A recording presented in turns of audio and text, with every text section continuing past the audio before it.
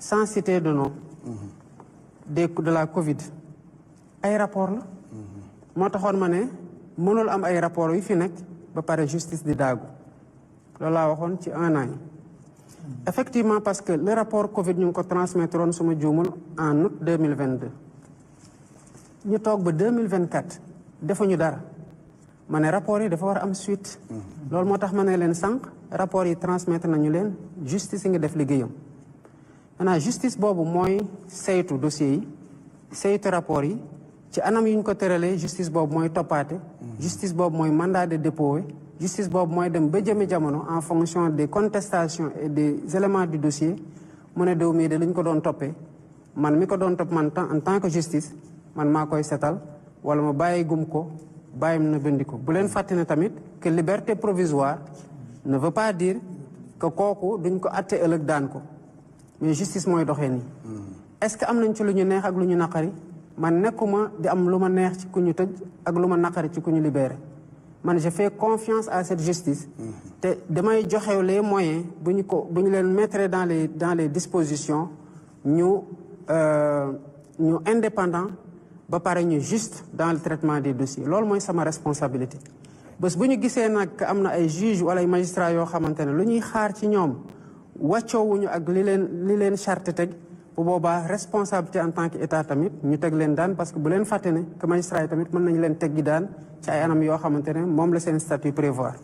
mais jusqu'à présent c'est des dossiers en cours sur la base de rapports yi nga xamante ne rapports yu bëri c'était avant nous dina am ay rapports avec nous la justice continue à faire son travail dans ce cadre-là ñi ñu xam ñu siw ak ñi ñu xamul mais la justice fait son travail. pour des ci justice ba léegi monsieur le président bari na ay xale yoo xam ne ils ont été des centaines voire des milliers dem kaso bi ngeen di wut le pouvoir wax nga sànq ne am nañu ci jëlee ay laago am nañu ci ñàkk seen bët am nañu ci ñàkk seen i bien et cetera et cetera xale yooyu ñu bari fu ñu jógee dañ naan justice marche nañ sax pour réclamer justice et sooy déglu seen ay waxtaan dañu jàpp ne yow le président de la République du Sénégal yow yaay obstacle bi nga xam ne moo taxaw ba mënuñu leen a rendre justice boobu ba léegi monsieur le président xale yooyu lan nga leen di tontu. loolu njuumte gu rëy la bul fàtte ne que man mii def naa 11 mois kaso. kon ñu bëri ji wax ne dañ ñoo tëjoon maag ñoom lañ tëjundoo woon kaso nañu xool chronologie avant ñuy génn kaso Assemblée nationale dafa voter une loi d'amnistie te ñu xam lu bari ci loi d'amnistie boobu tamit ci nuñ ko mooñe ci nuñ ko wote ak ci nuñ ko interpréter lépp fii lañ ñu fekk bu ñu ñëwee 2 avril laa nekk la prêter serment ñu fekk une loi d'amnistie bu wax ne li xewoon ci diggante 2021 2024 daanaka effacé nañu ko ba pare loi d'amnistie def ciy teg ne loolu kenn amatul droit tudd ko ci benn document wala ci beneen procédure kon bu ñuy ñëw mënuñu ci laal benn yoon ba keroog ñuy def lañ ci def avril mai juin juillet août septembre octobre novembre décembre le 2 décembre ñu am assemblée nationale 2 décembre boo ci amee assemblée li ngay xalaat mooy naka ngay amee loi de finances avant le 31 décembre ñu fexe ba am loi de finances avant le 31 décembre ñu ñëw ba janvier jeex février ñu déposer une loi pour abroger xaw ma pour interpréter finalement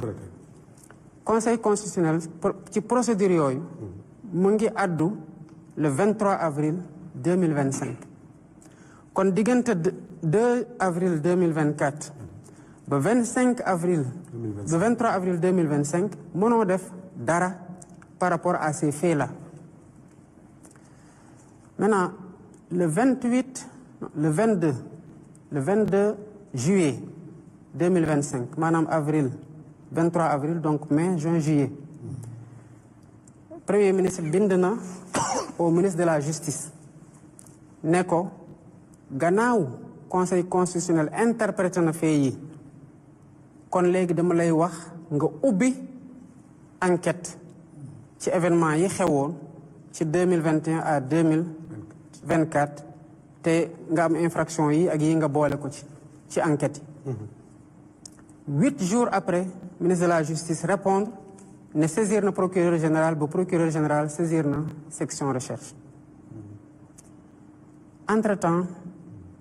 xale yu bëri yi di marché nii boo leen laajee dinañu la wax ne dem naa section recherche bu ñu auditionné ma ñi ci auditionné ci procédure yooyu ëpp na ay dizaine ay centaine de personnes te lu ñu répertorié ci ñi nga xamante ne yëpp wax nañu ne que dañoo bëgg a témoigner c'est des milliers de personnes. bu leen fàtte ne conditions yi manifestation yi amoon parce que nous sommes tous témoins de ça ñu ne tëf am na ku daanu dañ ko jàmbal 2021 par exemple ñu toog ba 2025 ñu ne nañu xool kan moo ko reyoon est-ce que PV am na ban bala ko rey est-ce que autopsie am na bal boobu ci ban pistolet la jóge pistolet boobu kan moo ko yoroon et cetera et cetera et cetera mu concerne nag plusieurs cas bu ci nekk gën a compliqué beneen bi il faut à partir du moment où jéebal nañu enquêtes yi il faut que les enquêtes suivent leur cours te loolu dafa demander un processus de patience gis nga colère aux victimes yi ce serait malsain ñu bëgg ko jël exploiter ko comme une arme politique contre le président de la République parce que le 31 décembre 2024 lan laa wax mënuñoo di saytu li fi xewoon juróom-ñett fukki at ci gannaaw bëgg a fàtte li fi xew barke Dembo Ndiaye ne du caagi ne sax ne dañuy jéem ut nu ñuy fayantoo mais dañoo war a rendre justice ñi nga xamante ne moom la lii dal ba pare fexe ba fii Sénégal ku fi nekkati président lu mel ni ñu nga xam ne mënatul nekk lu ñuy fooye bakkanu doomu aadama loolu sacerdoce la ci man responsabilité ci man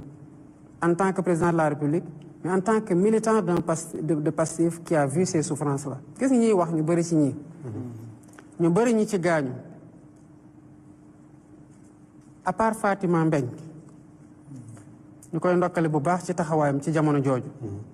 bëriwul ñoo xam ne taxawaay gi ma ci am ci taxawu blessé yooyu am na ci ñu bëri ñi nekkoon ci kaso dem leen ngeen laaj avocat yi leen doon taxawu kan moo constitué woon le pool des avocats di ko surveiller dina demal ma Diourbel demal ma Tambacounda demal ma Sédhiou demal ma Ziguinchor demal ma Kolda demal ma Saint-Louis loolu yëpp maa ko doon def ñi wax ne yëpp ils l'ont pas fait c'est moi qui l'ai fait kon je tiens à la justice mais justice bi taxoon ñooñu di xeex ba loolu dal leen ci justice bi taxoon may dénoncer di wax ba dem ci kaso idéal de justice boobu mooy justice buy garantir le respect de la présomption d'innocence à chaque Sénégalais mooy justice buy garantir le procès équitable à chaque Sénégalais mooy justice buy garantir le respect des droits de la défense à chaque Sénégalais bu ñu paraxee enquête yi pour répondre à cette clameur dañu am des dossiers solides te tamit bu boobaa kuñ ci jàpp duñu la mën a teg tuuma goo xamante ne teg nañ ko lu leer te waruñu tamit en voulant rendre la justice à des victimes ñu tooñ d'autres personnes qui sont innocentes parce qu'il faut juste donner des têtes que le peuple réclame loolu sama responsabilité la et je l'entends assumer pleinement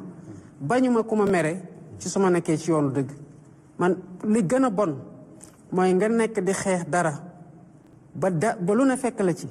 nga toog foo ko war a saafara yow nga nekk di wéyalaat loolu et cette justice